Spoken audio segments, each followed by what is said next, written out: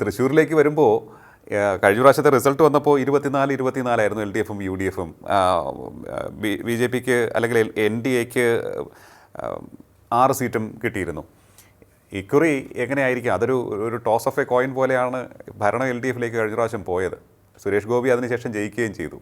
അതെ, തൃശ്ശൂരിനെ സംബന്ധിച്ചോളം രാഷ്ട്രീയ ചിത്രം മാറുകയാണ്. തൃശ്ശൂർ എന്ന് പറഞ്ഞാൽ പണ്ട് കരുണാകരൻ്റെ തട്ടകമായിരുന്നു, പിന്നീട് CN ബാലകൃഷ്ണൻ്റെ തട്ടകമായിരുന്നു. പക്ഷേ കോൺഗ്രസ്സിന് വലിയ വോട്ട് ബേസ് ഉള്ള സ്ഥലമാണ്.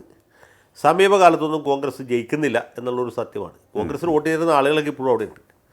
അവർ മിക്കവരും കോൺഗ്രസ്സിന് വോട്ട് ചെയ്യാൻ തയ്യാറുമാണ്. പക്ഷേ പ്രശ്നം എന്ന് വെച്ചാൽ സംഘടനാപരമായ വലിയ ദൗർബല്യമാണ്. അതിൻ്റെ ഒറ്റക്കൊരാൾ ഉത്തരവാദിയായിട്ട് ചൂണ്ടിക്കാണിക്കാൻ കഴിയുമെങ്കിൽ നമുക്ക് PC ചാക്കോയാണ് ഉത്തരവാദി എന്ന് പറയാം. ചാക്കോ അവതാര ലക്ഷ്യം നിറവേറ്റി അദ്ദേഹം ഇപ്പോൾ NCPയിലേക്ക് പോയി. ഇപ്പോൾ അവിടെ ഉണ്ടോ എന്ന് സംശയമാണ്. PC ചാക്കോ തൃശ്ശൂർ MP ആയിരിക്കുന്ന സമയത്താണ് ഈ കോൺഗ്രസിൻ്റെ സംഘടനാ സംവിധാനം മൊത്തത്തിൽ തകർത്ത് തരിപ്പണമാക്കിയത്. കൃത്യമായിട്ട് പറഞ്ഞാൽ ഐ ഗ്രൂപ്പുകാർക്ക് വലിയ പ്രാമുഖ്യമുള്ള ഒരു ജില്ലയായിരുന്നു തൃശ്ശൂർ. ലീഡറുടെ കാലത്തോട്ട് അങ്ങനെയായിരുന്നു. അവിടെ എ ഗ്രൂപ്പുകാരനും ഉമ്മൻചാണ്ടിയുടെ ഒരു സിൽബന്ധിയുമായ അബ്ദുറഹ്മാൻ കുട്ടിയെ DCC പ്രസിഡന്റ് ആക്കിയെടുത്താണ് ഇതിൻ്റെ പ്രശ്നം ഉണ്ടാകുന്നത്. ഓക്കെ. അന്ന് മുതൽക്ക് ഈ പാർട്ടിക്കകത്തുള്ള ഗ്രൂപ്പ് സംവിധാനം മൊത്തത്തിൽ അത് ഡിസ്ഓർഗനൈസ്ഡായി. ഗ്രൂപ്പും പാർട്ടിയും എല്ലാം. അബ്ദുറഹ്മാൻ കുട്ടി 2-3 കൊല്ലം DCC പ്രസിഡന്റ് ആയിരുന്നപ്പോഴത്തേക്കും കോൺഗ്രസ് എന്ന് പറഞ്ഞ സാധനം അതിൻ്റെ അലക്കും പിടിയും ഇളകി വശമായി. ഇതാണ് സംഭവിച്ചത്. അബ്ദുറഹ്മാൻ കുട്ടി എന്ന് പറഞ്ഞ വ്യക്തിയല്ല, അദ്ദേഹത്തെ ആ സ്ഥാനത്തോട് ഇരുത്തിയ അതിൻ്റെ ലോജിക്ക്, അതിലാണ് സംഗതി പണി പാളിയത്. കോൺഗ്രസ്സിന് വോട്ട് ചെയ്യുന്ന ആളുകളൊക്കെ അവിടെ ഉണ്ട്. പക്ഷേ കോൺഗ്രസ്സുകാരെ ഇപ്പോൾ കൈപ്പത്തി അടയാളത്തിൽ പ്രസിദ്ധിച്ചാൽ ജയിക്കില്ല എന്ന അവസ്ഥയാണ്. വേറെ യാതൊരു കുഴപ്പമില്ല. തൃശ്ശൂർ കോർപ്പറേഷനൊക്കെ കോൺഗ്രസ്സിന് പാട്ടും പാടി ജയിക്കാവുന്ന സ്ഥലമാണ്. ലീഗൊന്നും വേണ്ട, കേരള കോൺഗ്രസും വേണ്ട, ആരും വേണ്ട. അത്രയും ഉറച്ച ഒരു കോൺഗ്രസ് പ്രദേശമാണ് ഈ തൃശ്ശൂർ കോർപ്പറേഷൻ. പക്ഷേ ജയിക്കാത്ത എന്തുകൊണ്ടാണ്? ആളുകളുടെ കയ്യിലിരിപ്പ് വളരെ മോശമാണ്. ക്രെഡിബിലിറ്റി ഉള്ള സ്ഥാനാർത്ഥികളെ അവതരിപ്പിക്കാൻ പറ്റുന്നില്ല. ഇനി അവതരിപ്പിക്കുന്ന സ്ഥാനാർത്ഥികൾ തന്നെ കൊള്ളാവുന്ന ആരെങ്കിലും ഉണ്ടെങ്കിൽ കോൺഗ്രസ്സുകാർ തന്നെ കാലുവരെയാണ് തോൽപ്പിക്കുകയും ചെയ്യും. ഇപ്പോൾ ഈ കഴിഞ്ഞ തവണ മേയറായിരുന്ന വർഗീസ് ഉണ്ടല്ലോ, വർഗീസ് നല്ല ഒന്നാന്തരം കോൺഗ്രസ്സുകാരനാണ്. അതെ, വർഗീസ് കോൺഗ്രസിൻ്റെ റിബലായി മത്സരിച്ച് ജയിച്ചപ്പോൾ 2 ഭാഗത്തും തുല്യമാണ്. കോൺഗ്രസ്സുകാരും വർഗീസിനെ അപ്രോച്ച് ചെയ്തു, മാർക്സിസ്റ്റുകാരും അപ്രോച്ച് ചെയ്തു. വർഗീസിന് കോൺഗ്രസ്സുകാരെക്കാൾ വിശ്വാസം മാർക്സിസ്റ്റുകാരെ ആയതുകൊണ്ട് അത് അദ്ദേഹത്തിന് അവരുടെ കൂടെ കൂടി അദ്ദേഹം 2.5 കൊല്ലം കഴിയുമ്പോൾ മാറാതെ പറഞ്ഞ പുള്ളി മാറിയില്ല. പുള്ളി ശരിക്കും കോൺഗ്രസ്സുകാരനല്ലോ, മാറില്ല. പുള്ളി LDFൻ്റെ ആളായി നിന്നുകൊണ്ട് തന്നെ പുള്ളി സുരേഷ് ഗോപിയുമായിട്ട് ചങ്ങാത്തം കൂടി. അതിനുശേഷവും പുള്ളി മേയറായിട്ട് തുടർന്നു. അപ്പോൾ ഇതാണ് ആ ഒരു വർഗീസല്ല, ഇതുപോലെ ഒരുപാട് വർഗീസുമാർ തൃശ്ശൂർ കോർപ്പറേഷനിലുമുണ്ട്, ചാലക്കുടി മുനിസിപ്പാലിറ്റിയിലുമുണ്ട്, ഇരിങ്ങാലക്കുട മുനിസിപ്പാലിറ്റിയിലുമുണ്ട്, ആ സമീപത്തുള്ള എല്ലാ പഞ്ചായത്തുകളിലുമുണ്ട്. ഇത്ര കാര്യമുള്ളൂ. അപ്പോൾ അതുകൊണ്ട് തൃശ്ശൂർ വളരെ അൺപ്രഡിക്റ്റബിളാണ്. മാത്രമല്ല ഇത്തവണ BJP കുറേ കൂടി പവർഫുള്ളാണ്. പ്രത്യേകിച്ച് സുരേഷ് ഗോപി നേരിട്ട് വന്ന് കോർപ്പറേഷനിലേക്ക് വലിയ കാടറിലേക്ക് പ്രചരണം നടത്തുന്നത്. അപ്പോൾ എൻ്റെ ഒരു അസസ്മെൻറ്റ് ഇങ്ങനെയാണ്: LDF ആയിരിക്കും ഏറ്റവും വലിയ ഒറ്റക്കക്ഷി, UDF BJPയും പുറകിൽ വരും.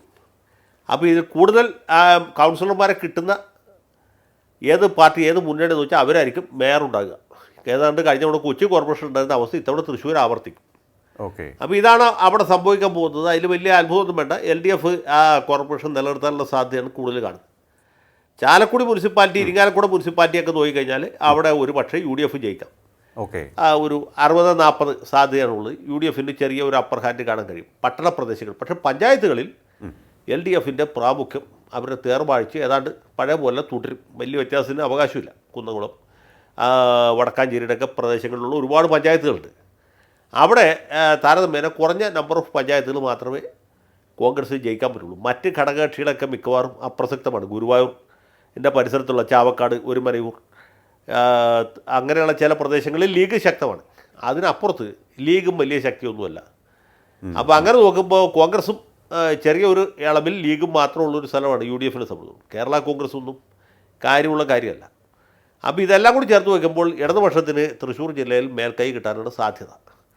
BJPയെ സംബന്ധിച്ചിടത്തോളം തൃശ്ശൂർ കോർപ്പറേഷൻ അതിനേക്കാൾ കൂടുതലായിട്ട് കൊടുങ്ങല്ലൂർ മുനിസിപ്പാലിറ്റിയിൽ BJPയും LDFും തമ്മിലാണ് ശരിക്കുള്ള മത്സരം. കഴിഞ്ഞ തവണ ഒരാളുടെ വ്യത്യാസത്തിലാണ് LDF ഭരണം പിടിച്ചത്. ആ ഒരു സാഹചര്യം ഇപ്പോൾ ഉണ്ടാകുമോ എന്ന് ചോദിച്ചാൽ അത് സംശയമാണ്. അവിടെ വലിയ മത്സരം നടക്കുന്നുണ്ട്. പക്ഷേ മത്സരം ഇവർ തമ്മിലാണ്.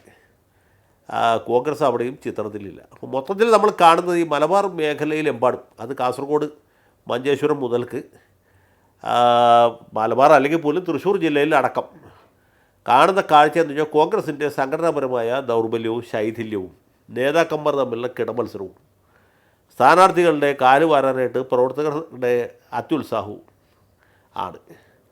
കോൺഗ്രസ്സിന് സ്വന്തം നിലയ്ക്ക് തൻ്റെ അടുത്തുകൂടി മത്സരിച്ച് ജയിക്കാൻ പറ്റുന്ന സ്ഥലങ്ങൾ വളരെ കുറവാണ്.